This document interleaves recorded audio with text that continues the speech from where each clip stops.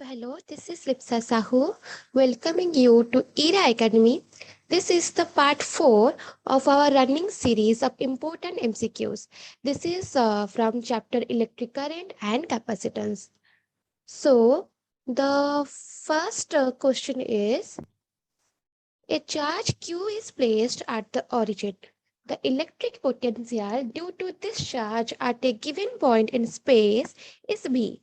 The work done by an external force in bringing another charge Q from infinity up to the point is, तो यहाँ पर question given है कि एक charge Q है जो कि ओरिजिन पे है, तो the electric potential due to the charge, तो इस चार्ज की वजह से जो इलेक्ट्रिक पोटेंशियल हो रहा है स्पेस पे उसकी वैल्यू भी गिवन है भी। तो जो वर्क डन हो रहा है W इंफिनिटी से चार्ज को लाने में, तो उसका वैल्यू कितना है ये हमें पूछा है। सपोज ये है इन्फिनिटी पे एक चार्ज Q वहां पर था, वहां से इस पॉइंट, सपोज P है पॉइंट का नाम, वहां से इस पॉइंट पर लाने के लिए जो वर्क डन हो रहा है वो कितना हो रहा है वो पूछा है। तो ये तो सिंपल फॉर्मूला है, पता है ना। तो पोटेंशियल अगर किसी भी पॉइंट पे हमें पूछा हो तो उसकी वैल्यू क्या होता है, V equal to W by Q, right. तो पोटेंशियल का फॉर्मूला तो हमें पता है किसी भी पॉइंट पे which is W by Q.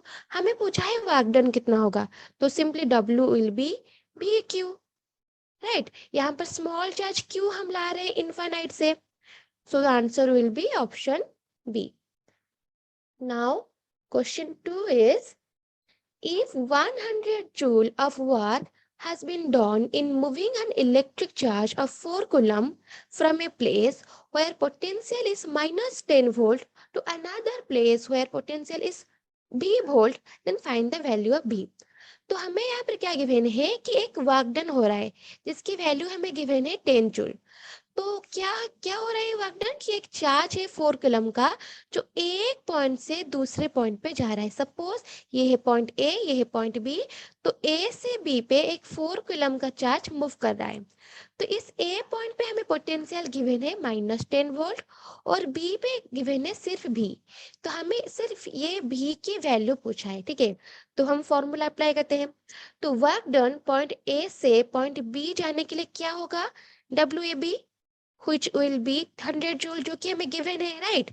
तो पोटेंशियल डिफरेंस क्या होगा, VB minus VA, higher potential से लोअर पोटेंशियल है ना, तो VB minus VA equal to total work done divided by वो चार्ज Q जो गिवन है हमें, जो जिसको हम मूव कर रहे हैं पॉइंट ए से पॉइंट बी तक। तो VB हमें गिवन है सिर्फ B जिसकी वैल्यू हमें निकालना है, ठीक है। और V है -10 वोल्ट जो कि है 100 जूल डिवाइडेड बाई 4। तो 100 डिवाइड बाई 4 को हम 25 लिख सकते हैं, राइट। सो B माइनस माइनस प्लस हो जाएगा, B प्लस 10 इक्वल्स टू 25। हमें पूछा है V की value which will be 25 minus 10 which is 15 volt. समझ गए कैसे हुआ ये, सिर्फ एक ही फॉर्मूला हमें अप्लाई करना था जो कि है पोटेंशियल डिफरेंस का formula which is B minus VA equal to total work done divided by that charge, जो चार्ज को हम एक पॉइंट से दूसरे पॉइंट पे ले रहे हैं, ठीक है। तो थर्ड क्वेश्चन ये पूछा है कि the electric potential due to point charge 3 nanocoulomb at a distance of 9 centimetre is, तो यहाँ पर हमें पूछा है इलेक्ट्रिक पोटेंशियल। हमें चार्ज की वैल्यू गिवन है which is 3 nanocoulomb, distance r given है which is 9 centimetre, we can write it as 9 into 10⁻²मीटर। तो हमें इलेक्ट्रिक पोटेंशियल का फॉर्मूला पता है which is K/Q/R, है ना। K मतलब 9 into 10⁻⁹, Q की वैल्यू गिवन है 3 नैनोकूलम, मतलब 3 into 10⁻⁹ coulomb divided by R की वैल्यू है 9 into 10⁻⁻²। तो अब कैंसिल करके इसका आंसर निकाल सकते हो, है ना। ये 9 9 अब कैंसिल कर दो, ये तो +9 -9 है, 10⁻0 which is 1, तो बच गया 3 into 10⁻2 which will be 300 volt. Potential का यूनिट होता है ना वोल्ट। आसान था ना, सिर्फ यही एक फॉर्मूला ही अप्लाई करना था इलेक्ट्रिक पोटेंशियल का, राइट। अब जाते हैं क्वेश्चन 4 की तरफ। तो क्वेश्चन 4 पे ये पूछा है कि a metallic hollow sphere metallic hollow spherical surface of radius 5 centimeter is charged such that the potential on its surface is 10 volt.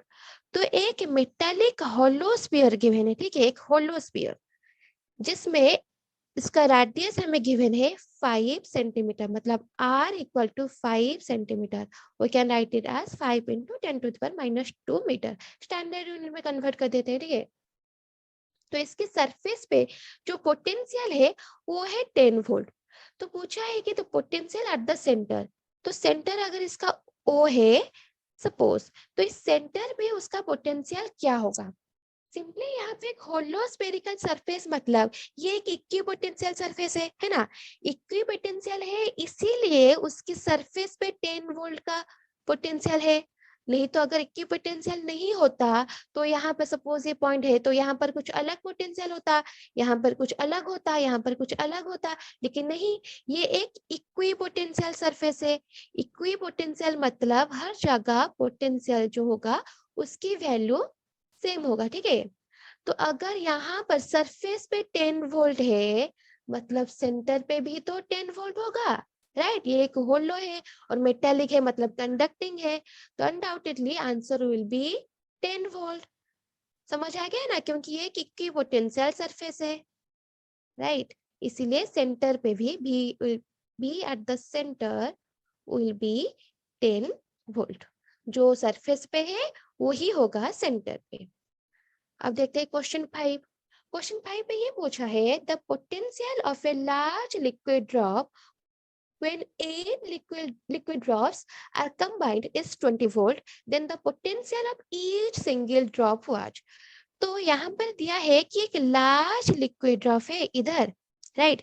यहाँ पर छोटे छोटे छोटे 8 लिक्विड ड्रॉप है, ऐसे छोटे छोटे 8 है ऐसे. तो ये 8 को मिला के एक बड़ा बन रहा है, ठीक है. मतलब इन 8 का वॉल्यूम, सॉरी 9 हो गया, सॉरी. तो इन 8 को मिलाकर ये वाला बड़ा बन रहा है, मतलब इन 8 का volume will be equals to this, right. तो एक स्फेरिकल शेप का वॉल्यूम का फॉर्मूला क्या होता है, 4/3 पाई आर क्यू, है ना. सपोज ये छोटे छोटे जो ड्रॉप्स है ना, इनका रेडियस हम स्मॉल आर ले लेते हैं और इनका रेडियस हम कैपिटल आर ले लेते हैं. तो स्मॉल का वॉल्यूम होगा 4/3 पाई आर क्यू. इसमें अगर हम 8 मल्टीप्लाई करें तब जाकर एक लार्ज ड्रॉप हमें मिल रहा है which is 4/3 pi capital R cube, ठीक है. तो इनमें से हमें पहले तो रेडियस का रिलेशन निकालना है ताकि वो हम पुट कर सके बाद में पोटेंशियल निकालने में, क्योंकि हमें छोटे छोटे इनका जो अगर स्मॉल भी हुआ इनका पोटेंशियल ही तो पूछा है. सपोज इनका इस लार्ज वाले का हो कैपिटल भी, इसका हो जाए स्मॉल भी, राइट. तो हम रिलेशन निकालते हैं. तो 4/3 पाई इधर दोनों तरफ से कैंसिल हो रहा है, राइट. तो we can write it as 8 small r का cube equal to capital r का क्यूब, राइट. तो we can write it as capital r divided by small r का whole cube is equal to 8, right. तो we can write it as capital R equal to 2 into small r. तो हमें एक relation मिल गया radius का. अब हम potential के फॉर्मूले पे चले. तो सपोज कैपिटल भी लार्ज वाले का जो वॉल्यूम है, सॉरी पोटेंशियल है, it will be K Q by R. Suppose charge इधर है क्यू, सपोज दोनों पे ही, तो इधर क्यू क्यू क्यू, सपोज इसको कैपिटल ले लेते हैं ताकि हमें आसानी हो रिलेशन निकालने में. तो कैपिटल क्यू यहाँ पे जो चार्जेस है वो small q small q small q, मतलब capital q equals to 8 into small q. ये एक रिलेशन हमें पता है.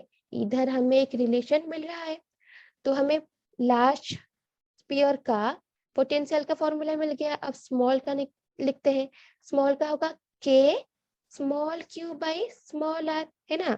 तो अब हम अगर इसका रेशियो लिखे तो कैपिटल भी बाई स्मॉल भी will be K Q by capital R.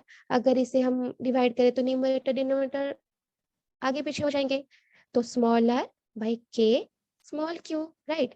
तो के तो खैर कैंसिल हो जाएगा, तो इसे लिखने की कोई जरूरत थी नहीं. तो कैपिटल क्यू को मैं 8 क्यू लिख सकती हूँ, है ना, और आर को मैं 2 आर लिख सकती हूँ, डिवाइडेड बाई इधर आर डिवाइडेड बाई क्यू लिख सकती हूँ, राइट। तो यहाँ पर हमें एक बहुत सही सा रिलेशन मिल रहा है। तो इस रिलेशन से हम स्मॉल v की अगर वैल्यू निकाले, कैपिटल v का वैल्यू आंसर गिवन है 20, ठीक है। तो small v will B 20 divided by 8 into इधर हो गया 2, तो इधर ही हो जाएगा 4, 4 से ऊपर का कैंसिल कर लो तो हो जाएगा 5। So answer will B 5 volt. तो आपको रिलेशन पता चल गया ना। ये दोनों इक्वेशन 1 और इक्वेशन 2, इन दोनों को आपको डिवाइड करना है, आपको चार्ज का रिलेशन निकालना है, आपको रेडियस का रिलेशन निकालना है। बस ये इन दोनों का वैल्यू निकालने के बाद इनमें पुट कर दो, इनका रेशियो निकाल दो। कैपिटल V का वैल्यू तो हमें गिवन था 20 वोल्ट, बस निकल जाएगा स्मॉल v का value which will be 5 volt, right. ये वाला क्वेश्चन काफी इंपॉर्टेंट है, आपके बोर्ड्स में आ सकता है। तो अब जाते हैं क्वेश्चन 6 पे। तो क्वेश्चन 6 पे ये पूछा है the potential of an electric dipole varies with distance r as। तो अगर इलेक्ट्रिक डाइपोल आपको गिवन हो तो आप उसका फॉर्मूला पोटेंशियल का क्या लिखते हो? V equals to 1/4 pi epsilon naught 2p cos theta by r square, यही तो लिखते हो। जो P इधर है डाइपोल, राइट, आप यही लिखते हो ना फॉर्मूला। तो P इधर है डाइपोल, तो simply B is inversely proportional to 1/r square. अगर यहाँ पर चार्ज होता तो वो होता इनवर्सली प्रोपोर्शनल टू r, क्योंकि इधर डाइपोल है तो इसीलिए 1/r स्क्वायर होगा। तो answer will be option D. तो जाते हैं क्वेश्चन 7 की तरफ। क्वेश्चन 7 पे पूछा है the potential in the equatorial plane of a dipole having dipole moment P is, ये भी put the formula, get the answer, right? तो the potential at the equatorial plane of a dipole having dipole moment, तो इसका formula हमें direct पता है, B equals to K P dot R by R square। तो P dot R को हम ऐसे लिख सकते हैं कैसे कि K P का मैग्नीट्यूड, R का magnitude, cos theta by R square. लेकिन यहाँ पर पूछा है इक्वेटोरियल प्लेन, है ना। इक्वेटोरियल प्लेन मतलब theta will be 90 degree, right. तो थीटा 90 डिग्री हुआ तो cos 90 will be 0, that implies that V will be 0, potential क्या हो जाएगा 0। तो answer will be option B. तब जाते हैं क्वेश्चन 8 की तरफ। क्वेश्चन 8 पे क्या पूछा है? Two equal and opposite charges plus q and minus q are situated at a distance x from each other. The value of potential at a very far point will depend upon, ये भी simply formula है, सारे ही formula based question है, आपको बस याद रखना है, ठीक है।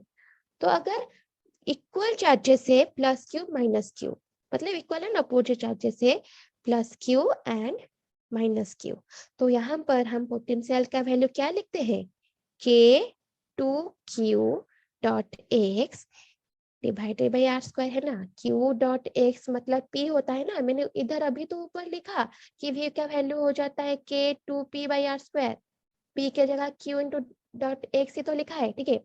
तो यहाँ पर लेकिन क्वेश्चन पूछा है कि एट वेरी फार पॉइंट, मतलब डिस्टेंस जो है ना वो इनफाइनाइट पे ले रखा, मतलब आर जो होगा, देखो एट वेरी फार पॉइंट मतलब आर जो है वो टेंस टू इनफाइनाइट है। तो अगर आर जो है इनफाइनाइट हो जाए तो वो तो अभी आर पे डिपेंड कर ही नहीं सकता, है ना। तो भी फिर किस पे डिपेंड करेगा? सिर्फ क्यू डॉट एक्स पे। तो ऐसा वाला ऑप्शन हमारे पास गिवन है, हाँ है। तो option C will be the right answer, क्योंकि मतलब फार डिस्टेंस में है, बहुत दूर है। अगर पास होता तो वो आर स्क्वायर पे भी डिपेंड करता, क्यू डॉट एक्स पे भी डिपेंड करता, और वो भी एक अलग केस बन सकता था। अगर एक्स इक्वल टू आर हो जाता तो सिर्फ आर पे डिपेंड करता इनवर्सली, है ना। तो इसके काफी सारे केसेस है, लेकिन अगर इन्फाइनाइट पे हो तो वो सिर्फ क्यू डॉट एक्स मतलब डाइपोल पे डिपेंड करता है, इन शॉर्ट। तो अब जाते हैं क्वेश्चन 9 की तरफ। क्वेश्चन 9 पे पूछा है इन ए रीजन ऑफ कांस्टेंट पोटेंशियल, मतलब अगर आपको एक रीजन गिवन हो, एक जगह गिवन हो जहां पर पोटेंशियल कांस्टेंट है, मतलब इक्वी पोटेंशियल, ठीक है, हर जगह पोटेंशियल इक्वल है। तो उसका मतलब क्या हो सकता है, इलेक्ट्रिक फील्ड कैसा होगा? तो option A is the electric field is uniform, the electric field is zero, there can be no charge inside the region, और ऑप्शन डी है the electric fields are necessarily change if a charge is placed outside of the region। तो देखते हैं, potential भी दिया है question 9 में, ठीक है, ये वाला क्वेश्चन 8। तो हमें दिया है बी कांस्टेंट, पोटेंशियल है कांस्टेंट, ठीक है। तो अगर पोटेंशियल कांस्टेंट है, हम इलेक्ट्रिक फील्ड को कैसे लिखते हैं, E equal to minus dB by dr, ऐसे लिख सकते हैं, है ना। तो अगर B एक कांस्टेंट है, अगर आप किसी एक कांस्टेंट का डेरिवेटिव निकालते हो तो उसका आंसर क्या होता है, जीरो, है ना। अगर आप 2 या 3 कोई कांस्टेंट वैल्यू का डेरिवेटिव निकालोगे तो उसका derivative with respect to any variable will be zero, right. इसका मतलब इलेक्ट्रिक फील्ड का वैल्यू क्या हो जाएगा, जीरो। मतलब इससे ये पता चलेगा कि अगर किसी भी एक सरफेस पे पोटेंशियल हर पॉइंट पे इक्वल है, मतलब वहां पर कोई भी इलेक्ट्रिक फील्ड नहीं है। तो answer will be option B, अगर पोटेंशियल कांस्टेंट है तो electric field will be zero. तब क्वेश्चन 10 पे चलते हैं। क्वेश्चन 10 पे ये पूछा है कि a positively charged particle is released from rest in an uniform electric field. एक पॉजिटिव चार्ज है जो कि रेस्ट पे है, उसको हम एक यूनिफॉर्म इलेक्ट्रिक फील्ड पे छोड़ रहे हैं। तो the electric potential energy of the charge will be, तो इलेक्ट्रिक पोटेंशियल एनर्जी क्या होगा? ये सबसे आसान है, कैसे? आप सब सिंपल अपना दिमाग लगाओ। एक चार्ज जो कि रेस्ट पे था, ठीक है, उसे आप एक यूनिफॉर्म इलेक्ट्रिक फील्ड पे छोड़ रहे हो। अगर छोड़ रहे हो मतलब वो मूव कर रहा है ना, मतलब जहां पर वो रेस्ट पे था वेलोसिटी जीरो था, वो एक वेलोसिटी में आ रहा है, मतलब वेलोसिटी जो है वो इंक्रीज कर रहा है, राइट। तो हमारा काइनेटिक एनर्जी का फॉर्मूला क्या होता है, half M B square, right. अगर भी बढ़ रहा है तो काइनेटिक एनर्जी भी तो बढ़ेगा, राइट। लेकिन हमें तो टोटल एनर्जी कंजर्व करना रहता है, ये तो बेसिक रूल है फिजिक्स का। तो टोटल एनर्जी क्या होता है, kinetic energy plus potential energy. तो अगर टोटल एनर्जी कांस्टेंट है और काइनेटिक एनर्जी इंक्रीज हो रहा है तो अनडाउटेडली पोटेंशियल एनर्जी जो होगा वो डिक्रीज करेगा, राइट। तो यहाँ पे ढूंढते हैं ऑप्शन क्या क्या है। तो option A is remain constant because the electric field is uniform, doesn't matter electric field uniform हो ना हो, वो पोटेंशियल एनर्जी को कभी भी अफेक्ट नहीं कर सकता। तो option B is increases because the charge moving along the electric field, नहीं अलोंग हो या फिर ऑपोजिट हो, पोटेंशियल एनर्जी तो नहीं बढ़ सकता है ना। And option C is decreases because the charge moving along the electric field. तो हाँ, क्योंकि इस तरफ जा रहा है तो वेलोसिटी बढ़ रहा है, तो वेलोसिटी बढ़ रहा है मतलब काइनेटिक एनर्जी बढ़ रहा है, अगर काइनेटिक एनर्जी बढ़ रहा है तो पोटेंशियल एनर्जी डिक्रीज करेगा, राइट। अब जाते हैं क्वेश्चन 11 पे। क्वेश्चन 11 में पूछा है equipotential surfaces at a great distance from a collection of charge whose total sum is not zero is approximately, simply इसने ये दिया है कि एक इक्विपोटेंशियल सरफेस काफी सारे हैं जिनमें अगर सारे चार्जेस को आप मिलाओगे ना वो ग्रेटर देन जीरो है, मतलब कुछ चार्जेस वहां पर है और हमें एक इक्विपोटेंशियल सरफेस मतलब पोटेंशियल हर जगह कांस्टेंट है, ठीक है। तो उसमें उसका शेप क्या होगा? तो ये सारे जो फीचर्स है ना वो इंडिकेट करते हैं एक पॉइंट चार्ज को, किसे? एक पॉइंट चार्ज को। तो पॉइंट चार्ज का शेप क्या होता है? Spherical, right. तो आंसर विल बी स्फीयर। तो ये बहुत आसान था, ये सिंपली एक्सपेरिमेंटल भी आपने काफी जगह देखा होगा। तो question 12 is the electrostatic potential energy between proton and electron separated by a distance of 1 Armstrong is। अब क्वेश्चन 12 है, हमें पूछा है पोटेंशियल एनर्जी। तो पोटेंशियल एनर्जी का फॉर्मूला तो आप सबको पता है ना। पोटेंशियल एनर्जी इज के Q1 Q2 by R, right. हमें दिया है एक इलेक्ट्रॉन और एक प्रोटॉन। इलेक्ट्रॉन का चार्ज का वैल्यू क्या होता है? -1.6 इंटू 10⁻⁻19। और प्रोटॉन का वैल्यू गिवन है मतलब होता है 1 + 1.6 इंटू 10⁻⁻19। राइट। तो एनर्जी पूछा है, एक इलेक्ट्रॉन एक प्रोटॉन है, मतलब undoubtedly energy will be negative, है ना, क्योंकि यहाँ पर एक माइनस है और यहाँ पर एक पॉजिटिव है, और minus into plus equal to minus, तो यहाँ पर एक ही ऑप्शन है नेगेटिव वाला। वैसे वैल्यू भी इसे पुट करके कर सकते हैं, क्योंकि आर की वैल्यू पता है, के की वैल्यू पता है, Q1 Q2 हमें मिल चुका, तो जो भी करो आंसर तो नेगेटिव में आना ही है। So the answer will be option C. आप कैलकुलेट करना, वैल्यू यही आएगा -14.4। तो ये क्वेश्चन 16 को इग्नोर करना, उसमें डायग्राम में कुछ डाटा मिसिंग है।